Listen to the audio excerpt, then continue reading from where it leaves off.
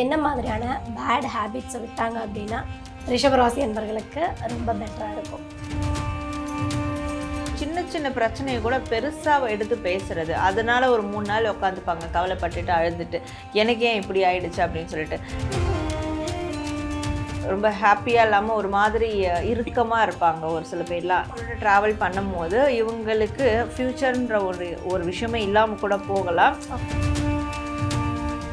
நான் வந்து ஒரு குறுகிய வட்டத்தில் இருக்கேன், நான் இதை மட்டும்தான் பண்ணணும், எனக்கு இவ்வளோ ரெஸ்ட்ரிக்ஷன்ஸ் இருக்குது, அப்படியான எண்ணங்களாலேயே அவங்க என்ன பண்ணுறாங்கன்னா டெவலப் ஆகாமல் ஒரே சர்க்கிள்குள்ளேயே சுற்றி வந்துக்கிட்டு இருக்காங்க. ஸோ யூனிவர்ஸ் தரக்கூடியது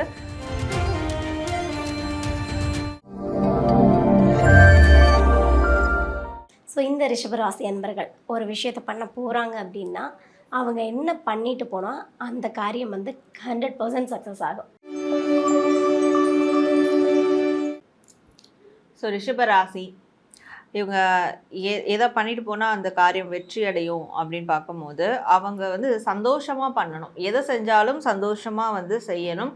அவங்களுடைய நிறை குறைகள் அந்த காரியத்தில் எது நடந்தாலும் அதை வந்து மற்றவங்ககிட்ட சந்தோஷமாக பகிர்றது நல்ல. ஃபஸ்ட்டு ஷேர் பண்ணிக்கணும்.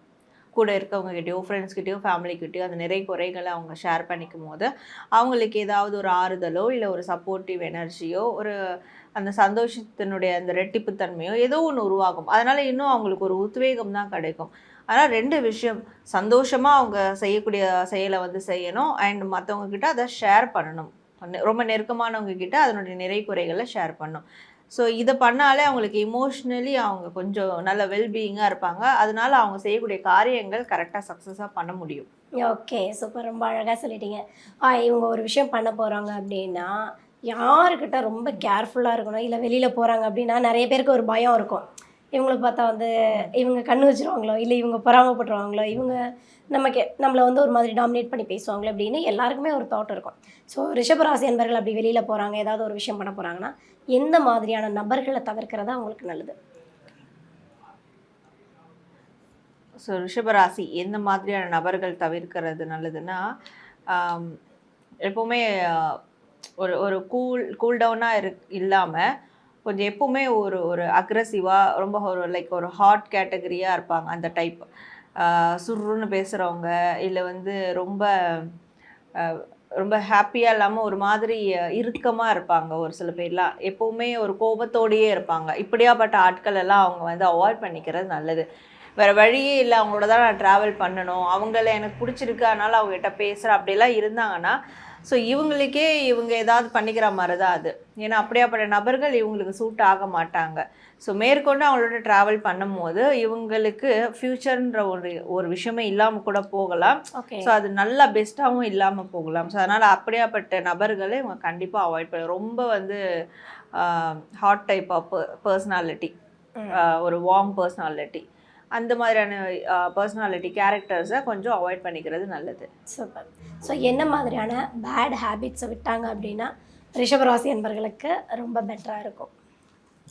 ஸோ ரிஷபராசி இவங்களுடைய பேட் ஹேபிட்ஸ் அப்படின்னு பார்க்கும்போது எல்லாத்துக்கும் வந்து கவலைப்படுறது, ஒரு சின்ன சின்ன விஷயங்கள் கிடைக்கலனா கூட அதுக்கு பெருசாக கவலைப்படுறது, சின்ன சின்ன பிரச்சனையை கூட பெருசாக எடுத்து பேசுறது, அதனால ஒரு 3 நாள் உட்காந்துப்பாங்க கவலைப்பட்டுட்டு அழுதுட்டு, எனக்கு ஏன் இப்படி ஆயிடுச்சு அப்படின்னு சொல்லிட்டு. ஸோ இப்படியான இந்த கவலை, தேவையில்லாத ஆங்ஸைட்டி, தேவையில்லாத இந்த ஒரு மன உளைச்சல்கள், இதெல்லாம் அவங்க அவாய்ட் பண்ணி ஆகணும். இதெல்லாம் அவாய்ட் பண்ணாதான் அவங்களால சக்ஸஸ் பண்ண முடியும் லைஃப்பில்.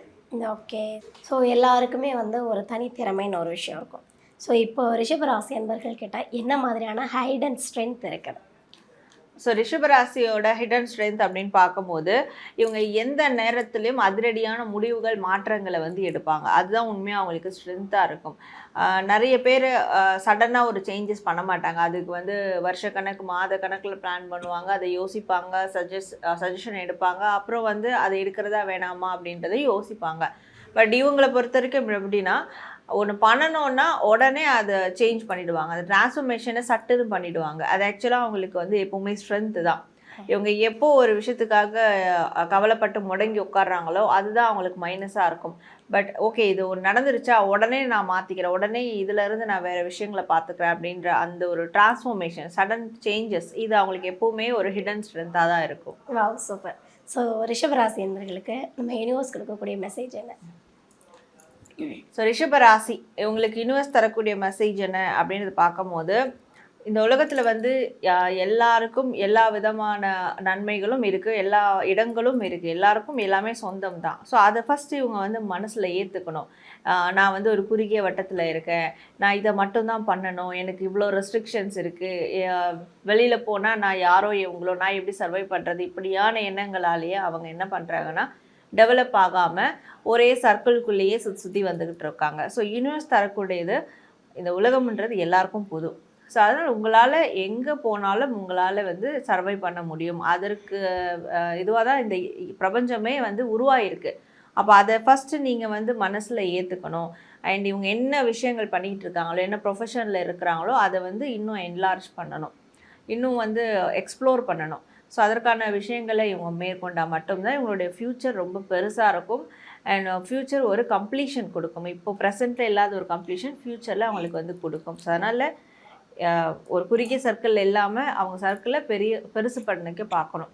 ஸோ அதுக்கான முயற்சிகளை அவங்க மேற்கொள்ளணும். அதுதான் அவங்களுக்கான யூனிவர்ஸ் மெசேஜாக இருக்குது. சூப்பர், ரொம்ப அழகாக சொல்லிட்டீங்க. ஏன்னா வாழ்க்கை வந்து ரொம்ப சின்னது அப்படின்னு நினச்சி நிறைய பேர் முடங்கி கிடக்கிற பலரை நானே பார்த்துருக்கேன். ஸோ நீங்கள் சொன்ன மெசேஜ் அப்படின்றது ரிஷபராசி என்பவர்களுக்கு பயங்கர யூஸ்ஃபுல்லாக இருக்குன்னு நான் நம்புகிறேன். Super sis.